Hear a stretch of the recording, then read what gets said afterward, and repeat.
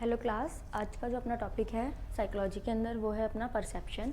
Last हमने अपने जितने भी टॉपिक किए हैं, अब जो नेक्स्ट टॉपिक आ रहा है वो आ रहा है अपना परसेप्शन। परसेप्शन होता क्या है? सबसे पहले हम देखेंगे इसका इंट्रोडक्शन कि परसेप्शन क्या है। स्टार्ट करते हैं इंट्रोडक्शन। सबसे पहले sensation makes a person aware about some kind of stimulus, however this stimulus is given meaning by the brain. The process of giving meaning to sensation is called perception. देखो, आपने sensation सुना होगा। Sensation क्या होता है? Make aware करती है, वो एक पर्सन को अवेयर करती है अपने आउट ऑफ जो भी उसके इन्वायरमेंट में स्टिमुलस प्रेजेंट है, उसको वो कैसे उसको गेट करे, तो उसका क्या ले, स्टिमुलेशन ले, परसीव करे उसको। तो सेंसेशन क्या है कि एक पर्सन को अवेयर करती है और उसको स्टिमुलेशन, जो एक तरह का स्टिमुलेशन है, उसको गेट करने में मदद करती है। अब वो स्टिमुलेशन लेने के बाद ब्रेन जो उसको मीनिंग दे रहा है ना, वो हमारा परसेप्शन होता है। सिंपल लैंग्वेज में बोला जाए तो सेंसेशन वाले प्रोसेस को ही मीनिंग देना ब्रेन के द्वारा या ब्रेन के थ्रू, वही हमारा परसेप्शन कहलाता है। जैसा लिखा है सिंपल डेफिनेशन आपकी, the process of giving meaning to sensation is called perception. ये होता है हमारा परसेप्शन। ठीक है, मतलब सेंसेशन, कोई स्टिमुलस आउटर एनवायरनमेंट में प्रेजेंट था, हमने उसको देखा, उसका स्टिमुलेशन हमने गेट किया, सेंसरी नर्व्स के थ्रू ब्रेन में गया, ब्रेन ने फिर उसको रिकॉग्नाइज कर दिया कि वो एक्चुअली में क्या है, मतलब ब्रेन ने उसको मीनिंग दे दिया। ठीक है, अब एग्जांपल देखो, इसमें एग्जांपल क्या लिखा है। For example the presence of black rectangular shaped structure is sensation. मतलब हमारे सामने एक black rectangular shaped structure present है, तो सेंसेशन है। हमारे ब्रेन ने ब्रेन सेंसरी नर्व्स ने सेंस ऑर्गन्स ने क्या ली, सेंसेशन ली, रेक्टेंगुलर शेप्ड स्ट्रक्चर। बट जब हमारे ब्रेन तक वो गया, इमेज ब्रेन तक पहुंचा, ब्रेन ने उसको क्या मीनिंग दिया कि रेक्टेंगुलर शेप्ड में ब्लैक कलर में क्या होता है, ब्लैक बोर्ड होता है। तो ब्रेन ने क्या दिया, उसको मीनिंग दिया। लिखा है ना, getting aware about that it is black board using in classroom to write on it with chalk with perception. मतलब ब्रेन सिर्फ सेंसेशन कहाँ तक थी, जब तक वो हमें पता था कि एक रेक्टेंगुलर शेप में ब्लैक स्ट्रक्चर कोई प्रेजेंट है। फिर उसके बाद हमारे ब्रेन ने उसको क्या करा, अवेयर करा कि वो ब्लैक स्ट्रक्चर या फिर जो ब्लैक रेक्टेंगुलर शेप्ड स्ट्रक्चर है वो तो शायद ब्लैक बोर्ड है। मीनिंग दे दिया ना कि उसको शेप को एक मीनिंग दे दिया कि ब्लैक बोर्ड उसको बोला जाता है। उसका क्या यूजेस है, राइट, उसमें हम लिखते हैं with the help of chalk. ठीक है, ये हमारा था पूरा परसेप्शन और सेंसेशन में डिफरेंस यही था। सेंसेशन कहाँ तक है, जब तक हमें स्ट्रक्चर का पता है बस, और उसको मीनिंग देना हमारा परसेप्शन है। नेक्स्ट आपकी डेफिनेशन सबसे पहली जो Ryburn defined perception as a process of interpretation of experience of sensation. Ryburn ने क्या डिफाइन किया कि परसेप्शन क्या है, एक ऐसा प्रोसेस है जिसमें हम इंटरप्रिटेट करते हैं हमारे आउट ऑफ स्टिमुलस जो भी है ना, उनसे इंटरप्रेट करते हैं हम आउट ऑफ स्टिमुलस, या फिर जो हमारे इन्वायरमेंट में प्रेजेंट ऑब्जेक्ट है उनसे हम क्या करते हैं, इंटरप्रेट करते हैं और एक्सपीरियंस करते हैं अपने सेंसेशन को। सेंसेशन ऑलरेडी हमने गेट किया। सेंसेशन देखो, सबसे पहले विदाउट सेंसेशन हम परसेप्शन नहीं कर सकते हैं, पर विदाउट परसेप्शन हम सेंसेशन ले सकते हैं। सेंसेशन एक स्टार्टिंग स्टेज है परसेप्शन से पहले की। तो सेंसेशन, अगर हमें परसेप्शन करना है ना, तो सेंसेशन हमें करना ही पड़ेगा उससे पहले। तो परसेप्शन क्या है, process of interpretation of experience of sensation. मतलब सेंसेशन के जो भी एक्सपीरियंस होते हैं ना, उसको इंटरप्रिटेट करना, उसको मीनिंग देना, वो क्या है, हमारा परसेप्शन है। नेक्स्ट है स्टेंजर के according definition, Stagner defined perception as the process of obtaining knowledge of external object and events by the meaning of means of senses. इसमें देखो सिंपल लिखा है कि परसेप्शन क्या है, एक ऐसा प्रोसेस है जो ऑब्टेन करता है क्या, नॉलेज को, हमारी नॉलेज को बढ़ाता है, ऑब्टेन करता है। जितने भी इन्वायरमेंट में ऑब्जेक्ट प्रेजेंट है उससे जितनी भी हमें नॉलेज मिल रही है वो नॉलेज को ऑब्टेन करता है। लिखा है ना, obtaining knowledge of external object.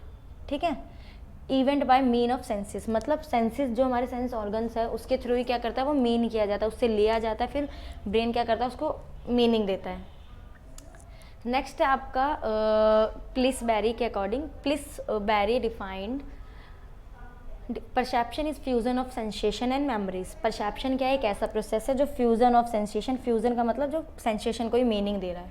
ठीक है, fusion of sensation and memories. Memories मतलब ऑलरेडी हमें पता है कि ऑलरेडी हमें पता है उस स्ट्रक्चर का, तभी तो हमारा ब्रेन उसको मीनिंग दे पाएगा। जैसे इस एग्जांपल के थ्रू मैं बताऊं तो हमारे ब्रेन को ऑलरेडी पता था कि जो ब्लैक कलर में स्क्वायर शेप क्या हो सकता है, ब्लैक बर्ड हो सकता है, ठीक है। तो हमारे ब्रेन को ये चीज़ पहले से पता थी, जब तो ब्रेन उसको मीनिंग दे पाया, तो इसलिए मेमोरीज इसमें बोला गया है, ठीक है। नेक्स्ट है, नेक्स्ट जो है वो है इसके प्रिंसिपल्स। क्या इसके प्रिंसिपल्स होते हैं, कैसे कैसे हम क्या बोलते हैं परसेप्शन को डिफाइन करने की कोशिश कर सकते हैं, ठीक है।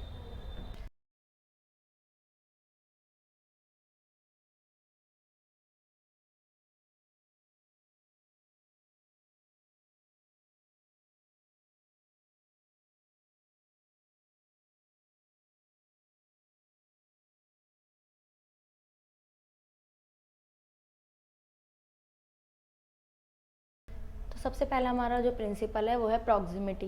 प्रॉक्सिमिटी का मतलब होता क्या है, सबसे पहले जो स्टिमुलस हमारे इन्वायरमेंट में प्रेजेंट होते हैं, जो भी स्टिमुलस साथ में या एक दूसरे से क्लोज दिखेंगे ना हमें, तो हम उसको क्या परसीव करेंगे, एज अ यूनिट परसीव करेंगे। तो ये फर्स्ट प्रिंसिपल था हमारा परसेप्शन का, प्रॉक्सिमिटी।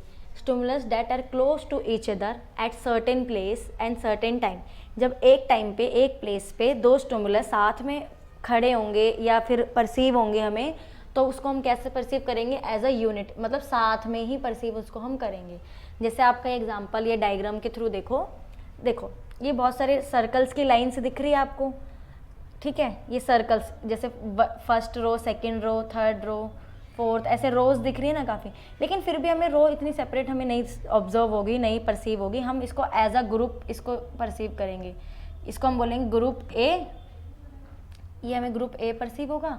लेकिन अगर इन्हीं को हम बीच में गैप देके सेपरेट सेपरेट खड़ा कर दें, जैसे फर्स्ट रो, सेकंड रो और ये थर्ड रो, तो हम इसको 3 ग्रुप्स बोलेंगे, ना कि एक ग्रुप। ये ए, ये बी और ये सी, हम इसको फिर अलग अलग डिफाइन करेंगे। जैसे इसको हमने एक यूनिट परसीव करिया, ये हमारे लिए एक यूनिट होगी, और ये हमारे लिए 3 यूनिट मिलके ये हमारे लिए यूनिट 3 होगी, ठीक है। तो इसको उसको तो हमने सबको जॉइंट करके हमने क्या करा, एक यूनिट परसीव किया, और इसको हमने जब सेपरेट कर दिया, जब एक दूसरे से अलग कर दिया, तो हमने इसको अलग से क्या करा, परसीव किया, अलग यूनिट परसीव किया। जैसे ये दो लाइन साथ में थी, क्लोज टेक एक दूसरे से, ये दोनों रो, तो ये दोनों एक रो क्या हुई, एकदम से साथ में परसीव हुई। नेक्स्ट जो है सिमिलैरिटी। अब सिमिलैरिटी वर्ड से ही समझने की कोशिश करो। सिमिलैरिटी, जो स्ट्रक्चर या जो और स्टिमुलस एक दूसरे से सिमिलर होंगे, देखने में सिमिलर होंगे, स्ट्रक्चर उनका जिनका सेम होगा, भले ही उनका रंग वगैरह सब अलग हो, पर उनका स्ट्रक्चर अगर सेम है ना, तो वो हमें एक ही यूनिट और एक ही ग्रुप लगेगा, ठीक है। जैसे इसमें लिखा है, this law state that those stimuli which are similar to each other. ऐसे स्टिमुलाई जो एक दूसरे से सिमिलर हो, get organised as a unit in perception. उसको हम क्या करेंगे, ऑर्गेनाइज कैसे करेंगे, एज अ यूनिट परसीव करेंगे। This similarity can be based on any dimension. अब ये सिमिलैरिटी किसी भी बेसिस पे हो सकती है, चाहे कलर के बेसिस पे हो, ब्राइटनेस के बेसिस पे हो, या फिर क्वालिटी के बेसिस पे हो। एग्जाम्पल डायग्राम में आप देखो, आपको सर्कल्स और ट्रायंगल्स दिख रहे हैं, ठीक है। अलग अलग कलर है, कुछ सर्कल्स ब्लू कलर के हैं, कुछ ब्लैक कलर्स के हैं, ठीक है। ऐसे ट्रायंगल है, कुछ ब्लू है, कुछ ब्लैक है। तो बट फिर भी हमें क्या परसीव हो रहा है, सर्कल्स की एक अलग एक यूनिट है, ट्राइंगल्स की एक यूनिट है, फिर सर्कल की एक यूनिट है, और फिर एक ट्राइंगल की एक यूनिट। अकॉर्डिंग टू शेप हम क्या कर रहे हैं, इनको परसीव कर रहे हैं। नेक्स्ट जो है वो है क्लोजर। क्लोजर का मतलब होता है सबसे पहले कि ऐसे स्टिमुलस जो इनकम्प्लीट फॉर्म में हमारे सामने प्रेजेंट है, उसको हम कैसे परसीव कर रहे हैं, as a complete form perceive कर रहे हैं। हमारे ब्रेन की इतनी कैपेसिटी है कि वो फुल्ली उसको परसीव कर पा रहा है। जैसे देखो इसमें लिखा है, it is a nature of human being, it is a nature of human being that it tend to perceive thing in complete form. मतलब आपके सामने जैसे बच्चों मैंने आपके सामने जो ये पिक्चर दी है, ये पिक्चर से समझो आप। मैं एक बार रीड भी कर देती हूँ, फिर आपको पिक्चर से समझाती हूँ। एनी इनकम्प्लीटनेस और in forms fill perceive a complete form. मतलब देखो, ये देखो फॉलोइंग फिगर में देखो ये क्या लिखा है। जब ये फिगर आपके सामने दी हुई है, ये हाफ है, कुछ कुछ आधी आधी कटी हुई है ना, सर्कल भी अधूरा है और स्क्वायर भी अधूरा है, बट मेरा माइंड ऑलरेडी से रिकॉग्नाइज है, मेरा माइंड इनको पहले से जानता है कि हाँ ये सर्कल है और ये स्क्वायर है। तो ऑटोमेटिकली अगर ये हाफ फॉर्म में भी मेरे सामने, अगर मेरे सामने ये ऐसे फॉर्म में भी होगा ना, ऐसे करके, तब भी मैं परसीव कर लूँगी कि हाँ ये क्या है, एक स्क्वायर है, एक स्क्वायर फॉर्म है, ठीक है। तो मेरा माइंड इतना क्या कैपेबल है और इतना मेरा मतलब इतनी कैपेसिटी है, इतना रिकॉग्नाइज है मेरा माइंड कि उसको ऑटोमेटिकली कंप्लीट फॉर्म में परसीव कर लेगा। जैसे आपने देखा होगा बच्चों को हम सिखाते हैं कभी बार, तो बच्चों को हम A for Z, B for ball सिखाते हैं, तो ऐसे डॉट डॉट करके सिखाते हैं ताकि वो कंप्लीट उसको डॉट डॉट के थ्रू वो ऐसे करे। पर एक टाइम ऐसा आता है बच्चों को, पहले हम डॉट डॉट करके सिखाते हैं और एक टाइम ऐसा आता है कि सिंगल डॉट से उसको बताते हैं, तो सिंगल डॉट से वो परसीव कर लेता है कि हाँ यहाँ पे पूरा A फॉर एप्पल या फिर पूरा आ रहा है। मतलब हाफ जो इमेजेस हमारे सामने प्रेजेंट होती है उसको हम कंप्लीट फॉर्म में भी परसीव कर लेते हैं, इतना कैपेबल हमारा माइंड है। नेक्स्ट है कंटिन्यूटी। कंटिन्यूटी में समझो, stimulus which are continue at certain time और place are organise as a one unit. देखो यहाँ पे आपको दो लाइन या फिर कह सकते हो एक डायग्राम दिख रहा है, जो एक भले ही एक रेड कलर, कुछ सर्कल्स रेड कलर के हैं, कुछ ब्लैक कलर के हैं, तो अकॉर्डिंग टू कलर आपने सबसे पहले जब ये इमेज देखा होगा तो सबसे पहले आपको ये लाइन हॉरिजॉन्टल जो ये लाइन है ये परसीव हुई होगी, भले ही ये हाफ ब्लैक और हाफ रेड है, बट हम एक जो कंटिन्यूटी, जो कंटिन्यू है ना लाइन्स, हम उसी को परसीव करेंगे, ना कि हम कलर के बेसिस पे परसीव कर रहे हैं। तो हमारा माइंड इतना मतलब हमारी जो फर्स्ट परसेप्शन जाती है ना वो इसी बेसिस पे जाती है। हमने फर्स्ट परसीव ये कर लिया, उसके बाद हम ध्यान देंगे कि नहीं कलर के बेसिस पे तो डिवाइड हो रहा है। पहली जो लाइन है रेड कलर की लाइन, रेड कलर की जो लाइन है वो ऐसे करके ऐसे जा रही है, और जो ग्रीन या फिर जो ब्लैक कलर की लाइन है वो कैसे जा रही है, वो ऐसे जा रही है। बट फिर भी हमें परसीव क्या होगी, एक स्ट्रेट लाइन परसीव होगी, ना कि हमें ऐसे लाइन परसीव होगी, ठीक है। आई होप आपको समझ आ गया होगा डायग्राम। थोड़ा सा इमेज देख के भी थोड़ा सा नोटिस करना है इसको। नेक्स्ट जो है वो है आपका कॉमन फेथ। जो कॉमन फेथ है इसमें क्या होता है, it is applicable for moving stimulus. अब देखो इसमें मूविंग स्टिमुलस जो हमारे एप्लीकेबल होते हैं ना वो होते हैं। इसका डायग्राम मैं आपको समझाना चाहूँ तो ये देख लो, जो डायरेक्शन, जिस डायरेक्शन में ये मूव कर रहे हैं ना, जैसे सपोज यहाँ पे एक ह्यूमन बींग है, यहाँ पे एक ह्यूमन बींग है, इस डायरेक्शन में ये सारे जा रहे हैं तो हम उसको एज ए यूनिट परसीव करेंगे, ठीक है। मैं दूसरा एग्जाम्पल अगर इसमें दूँ तो बहुत सारे अगर ट्री है, सपोज ये ट्री है, बहुत सारे एक लाइन में खड़े हैं ये एक पार्क में। अब जैसे हवा चली तो हवा ने क्या करा, एक ही डायरेक्शन, इस वाली डायरेक्शन में इनको मूव कराया। एयर एक डायरेक्शन में होगी तो इस साइड मूव कराया, तो एक साइड मूविंग होगी तो हम साथ में क्या करेंगे, इसको साथ में परसीव करेंगे। जैसे आपने देखा होगा जब हम कभी ग्रुप वगैरह में जाते हैं या फिर आर्मी कैंप्स वगैरह, तो उसमें सब देखा, सब लाइन में और सब एक साथ ही मूव कर रहे होते हैं, तो जब भी तो हमें एक कैंप या एक पार्ट या एक ग्रुप बोला जाता है कि वो एक ही कलर या फिर एक ही डायरेक्शन में जा रहे हैं, ठीक है। नेक्स्ट जो है वो हमारा फिगर एंड बैकग्राउंड है। फिगर एंड बैकग्राउंड से मतलब है कि ऐसे इमेजेस या फिर ऐसे सराउंडिंग हमारे जो प्रेजेंट है, एक्चुअली में इमेज कुछ और होता है और बैकग्राउंड हमें उसका कुछ और परसीव कराता है, ठीक है। हम ध्यान से देखते हैं तो हमें दो स्टिमुलस या दो चीज़ें ऐसी परसीव होती है।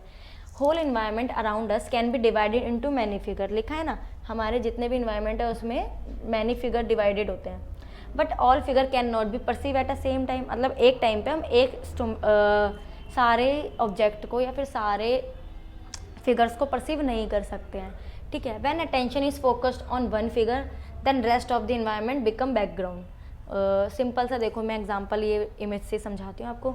आपने जब इस इमेज को देखा होगा तो सबसे पहले आपको क्या दिखा होगा, सबसे पहले आपको दिखोगी डाइस की गोटियाँ, जो ये चेस में हम गोटियाँ को यूज़ करते हैं, ये गोटियाँ आपको दिखी होगी सबसे पहले, ठीक है। लेकिन आपने जब थोड़ा सा फोकस किया होगा तो आपने चेस की गोटियाँ देख रही, आपका फर्स्ट जो इमेज था वो यही था जो आपने परसीव किया। लेकिन आपने जब थोड़ा सा रेस्ट किया, ध्यान दिया, तो पीछे देखा था कि एक थोड़ा सा जो ह्यूमन बीइंग है उसका इमेज भी ये बन रहा है। देखो ये ब्लैक वाला जो इमेज बैकग्राउंड में बन रहा है वो, मतलब फिगर एक्चुअली क्या है, डाइस का है, बट बैकग्राउंड भी इसका हमें क्या दिख रहा है, इमेज बता रहा है। फिगर तो ये है बट इसका बैकग्राउंड पे हमें एक इमेज शो कर रहा है, एक फिगर दूसरा फिगर शो कर रहा है, ठीक है। तो फिगर एंड बैकग्राउंड से यही समझो कि एक्चुअल में फिगर कुछ है और हमें कुछ और वो परसीव भी हो सकता है, मतलब दो फिगर एक साथ में ही मिक्स होके दिखते हैं। नेक्स्ट जो है वो है आपका फैक्टर अफेक्टिंग परसेप्शन। अब ये तो आपने पढ़े परसेप्शन क्या होता है, कि परसेप्शन के प्रिंसिपल वगैरह ऐसे क्या चीज़ें हैं या फिर ऐसी कौन सी चीज़ें हैं जो हमारे परसेप्शन को इफेक्ट करती है, फैक्टर इफेक्टिंग कहलाती है। ठीक है, सबसे पहले दो तरह के पार्ट हमारे डिवाइडेड होते हैं। सबसे पहला सब्जेक्टिव फैक्टर और नेक्स्ट हमारा ऑब्जेक्टिव फैक्टर। सब्जेक्टिव फैक्टर में सबसे पहला ऐसे डिटर्मिनेंट्स जिसमें हम या फिर ऐसे पॉइंट हम पढ़ेंगे जो हमारी परसेप्शन को इफेक्ट कर देते हैं। सबसे पहला है मोटिव एंड नीड्स। देखो, motive of person do not do effect the perception of person. For example, a hungry person will perceive eatable things more quickly than others. अब देखो, हमारी नीड और हमारी मोटिव, जिस चीज़ की हमें ज़रूरत है, जो चीज़ हमारी मोटिव होती है ना, वो हमें ईजिली परसीव हो जाती है। आपको पता है, जैसे आपको इस टाइम किसी एक पर्टिकुलर थिंग की नीड है ना, तो वो आपको उसी तरह की जो सिमिलर थिंग होगी ना, वो आपको इजीली परसीव हो जाएगी। एग्जाम आपका लिखा है ना, एग्जाम्पल, एक भूखा इंसान, हंग्री पर्सन जो है, उसको जो भी खाने की चीज़ होगी ना, वो बहुत जल्दी परसीव होगी as compare to other things. ठीक है, मोटिव इसमें, क्योंकि उसका मोटिव क्या था, हंगर, भूख लगी थी उसको, और उसका मोटिव क्या था, खाना पाना, उसकी नीड थी उस टाइम खाना। ठीक है, मोटिव उसका हंगरी था और ईट क्या थी, उसकी भूख थी, नीड थी। नेक्स्ट है मेंटल सेट। मेंटल सेट में क्या होगा, mental readiness can also effect the perception. For example, हमारा जो मेंटल सेट है ना, मेंटल रेडीनेस, हम मेंटली जब तक रेडी नहीं है एक आउटर स्टिमुलस को परसीव करने के लिए, तब तक हम कुछ परसीव नहीं करेंगे। जैसे एग्जाम्पल देखो, if some person is waiting for his friend a particular time, any knock at door will be notice immediately. अगर एक पर्सन अपने किसी फ्रेंड का अपने घर पे वेट कर रहा है, तो अगर उसका जो डोर जो नॉक होगा ना, तो वो बार बार इमिडिएटली परसीव कर लेगा, क्योंकि उसके माइंड में क्या है, मेंटल सेट या माइंड में क्या बैठा हुआ है कि मेरा फ्रेंड जो है वो आने वाला है, या मेरा जो कोई भी रिलेटिव है वो आने वाला है घर में। इसलिए वो क्या करेगा, नॉक की आवाज़ अगर नॉर्मली भी आई, किसी और के घर में भी नॉक की आवाज़ अगर उसको होगी, तो वो सोचेगा कि मेरे घर में बज रही है। मेंटल सेट, क्योंकि माइंड ना उसका वो बात बैठा है लेके कि हाँ, नॉक कोई आने वाला है। नेक्स्ट है इंटरेस्ट। अब इंटरेस्ट से ही समझो कि हमारा इंटरेस्ट होगा तो हम परसीव करेंगे। ठीक है, हमारी जिस अकॉर्डिंग चीज़ें हमें इंटरेस्टेड चीज़ें होती है, तो वो हमें ईजिली परसीव हो जाती है। ठीक है, perception is also determine the interest of person. For example, any latest design dress will come into the perception of girls easily। जैसे गर्ल्स को बहुत ज़्यादा शॉपिंग का शौक होता है, तो अगर कोई नई ड्रेस मार्केट में आई है, तो गर्ल्स ईजिली अट्रैक्शन और ईजिली उसका परसेप्शन ले लेगी, मतलब ईजिली परसीव कर लेगी कि हाँ, ये तो नई ड्रेस है, अभी नई नई चली है, क्योंकि उसका इंटरेस्ट है उस ड्रेस में और इस शॉपिंग में। नेक्स्ट है emotion. Emotional state of person can also affect the perception. A person moving alone in darkness can notice every fine sound easily. अब एक इमोशनल स्टेट जो ह्यूमन बींग्स की होती है, उसमें भी वो क्या करता है, सब कुछ नोटिस कर लेता है इजीली। जैसे सपोज एक पर्सन बहुत ज़्यादा डिप्रेस्ड है, इमोशनल स्टेज है, ठीक है, तो पर्सन जो है ना ईजिली सब कुछ परसीव कर लेगा डार्कनेस में। जैसे लिखा है ना, आप पर्सन, एक इंसान जो अलोन घूम रहा है अंधेरे के अंदर, तो वो अंधेरे के अंदर रात में घूम रहा है, तो उसको जो भी फाइन साउंड आएगा ना, उसको थोड़ा सा भी, हल्का सा भी उसको साउंड अगर सुनाई देगा ना, तो वो ईजिली परसीव कर लेगा, उसको नोटिस कर लेगा ईजिली। ठीक है, नेक्स्ट है हमारा पास्ट एक्सपीरियंस। पास्ट एक्सपीरियंस का मतलब है कि ऐसे गुड और बैड एक्सपीरियंस जो हमने पहले सर्वाइव किए हैं, वो आगे हम उसी के बेसिस पे परसीव इजीली करेंगे। ठीक है, जैसे गुड और bad experience of past do have सब डिफाइंड इफेक्ट ऑफ परसेप्शन। हमारा प्रीवियस एक्सपीरियंस अगर गुड है, तो हम प्रेजेंट एक्सपीरियंस भी उसको अच्छे से ईजिली परसीव करेंगे, लेकिन अगर हमें प्रीवियस ही हमारा बैड रहा है ना, तो हम उसको ईजिली गेट करेंगे। जैसे इसमें एग्जाम्पल देखो, कितना अच्छा लिखा है, a child bitten by a dog. बचपन में एक बच्चे को कुत्ते ने काटा था बचपन में, तो वो उसके बाद ना जब भी वो डॉग देखेगा ना, तो वो ऑटोमेटिकली डेंजर परसीव करेगा कि हाँ, डेंजरस है डॉग, मुझे काट सकता है। उसका परसेप्शन ही डॉग के थ्रू ये बन चुका है कि वो मुझे बाइट कर देगा। ठीक है, ये थे हमारे सब्जेक्टिव फैक्टर। नेक्स्ट हमारे ऑब्जेक्टिव फैक्टर है। सब्जेक्टिव फैक्टर वो होते हैं जो हमारे इंटरनल हमें खुद इफेक्ट कर रहे थे, हम खुद अपनी थिंग्स को कर रहे थे। ये ऑब्जेक्टिव फैक्टर जो आउट ऑफ स्टिमुलस है ना, उसमें आपने जो ये ऑब्जेक्टिव फैक्टर है, ये अटेंशन के फैक्टर्स अफेक्टिंग में भी सेम पड़े होंगे। साइज़ कैसे करता है, देखो, एक आपके सामने स्मॉल स्मॉल थिंग प्रेजेंट है और एक आपके सामने लार्ज स्क्वायर प्रेजेंट है, तो हम ईजिली परसीव कौन सा होगा? दूर से भी हम देखेंगे साइज के बेसिस पे तो हमें ईजिली परसीव बिग साइज होगा। तो साइज का मतलब क्या हुआ कि जो बिग स्टिमुलस या फिर बिग ऑब्जेक्ट होते हैं ना, वो ईजिली गेट करते हैं हमारी क्या स्टिमुलेशन को, हमारे परसेप्शन को। Big stimuli attract perception more than small stimuli. मतलब आपने देखा होगा ना साइज के बेसिस पे बिग साइज जो स्टिमुलस होंगे वो इजीली अट्रैक्ट करेंगे हमारी परसेप्शन को as comparison to small. Intensity का मतलब होता है वॉइस, मतलब वॉइस का पिच साउंड कैसे है, जैसे आपके सामने एक नॉर्मल वॉइस पे पिच पे साउंड पे क्या बज रहा है, सॉन्ग म्यूजिक बज रहा है मोबाइल में नॉर्मल पिच पे, उसी के कंपैरिजन में एक लाउड साउंड है जो कहाँ बज रहा है, शादी वगैरह में। तो आपको इजीली गेट कौन सा होगा, म्यूजिक हाई पिच वाला या फिर लो पिच वाला? आपको जो म्यूज़िक वहाँ शादी में बज रहा होगा या फिर जो मैरिज में बज रहा होगा वो इजीली परसीव होगा एज कंपेरिजन टू मोबाइल में जो परसीव हो रहा है, क्योंकि वो स्मॉल है, नहीं सुनाई देगा आपको, नहीं सुनने में आएगा बिल्कुल भी कि क्या एक्चुअली में क्या वर्डिंग है, क्योंकि बड़े के आगे कंप्रेस हो गया ना स्मॉल। तो कलर कैसे करता है? अब देखो आपको पता है ब्राइट कलर्स जो होते हैं वो हमें ईजिली अट्रैक्ट करते हैं। Bright colour attracts more than as comparison to dull colours, ठीक है। जैसे आपके सामने मैं रेड कलर ले आऊँ तो रेड कलर एक सपोज एक रेड कलर का सर्कल है, ठीक है, एक स्काई ब्लू कलर का सर्कल है, तो हम देखेंगे तो हमें परसीव कौन सा जल्दी होगा? हमें रेड इजीली परसीव होगा, क्योंकि रेड क्या है, एक ब्राइट कलर है।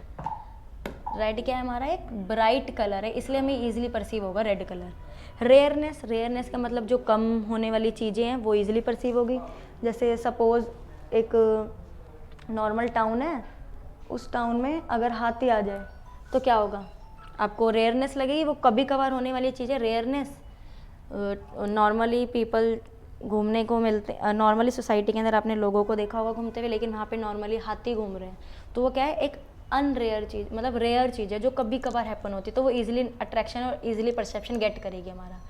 नोवेलिटी में मतलब कोई भी न्यू थिंग अगर इन्वायरमेंट में आई है, प्रेजेंट है, तो वो इजीली परसेप्शन हमारा गेट करेगी as comparison to old things, ठीक है। सडननेस का मतलब वही है कि जो अचानक से चीज़ें हो रही है। रेयरनेस का मतलब, सडननेस का मतलब रेयरनेस ही है, जो अचानक से चीज़ें होगी वो इजीली अटेंशन हमारा गेट करेगी, ठीक है। और मूवमेंट का मतलब जो मूविंग स्टिमुलस होंगे या फिर जो मूविंग ऑब्जेक्ट हमारे होंगे वो ईजिली परसेप्शन गेट करेंगे as comparison to static stimulus. जैसे बच्चों को भी देखा होगा ना, अपने छोटे बच्चों के सामने अगर आप एक टॉय रख दो नॉन मूवेबल, वो उससे इतनी जल्दी वो खेलेगा, बट उसके सामने जब तक मूविंग स्टिमुलस नहीं आ जाता ना, तो वो मूविंग स्टिमुलस की तरफ ज़्यादा बढ़ेगा, अट्रैक्ट होगा, ना कि वो स्टैटिक स्टिमुलस की तरफ जो रुका हुआ स्टिमुलस है, ठीक है। ये हमारे ऑब्जेक्टिव फैक्टर थे, सेम एज अटेंशन में भी आपने यही सेम ऑब्जेक्ट फैक्टर्स पढ़े थे, ठीक है। ये हमारा टॉपिक परसेप्शन था क्लास। परसेप्शन टॉपिक अपना यहीं कंप्लीट होता है।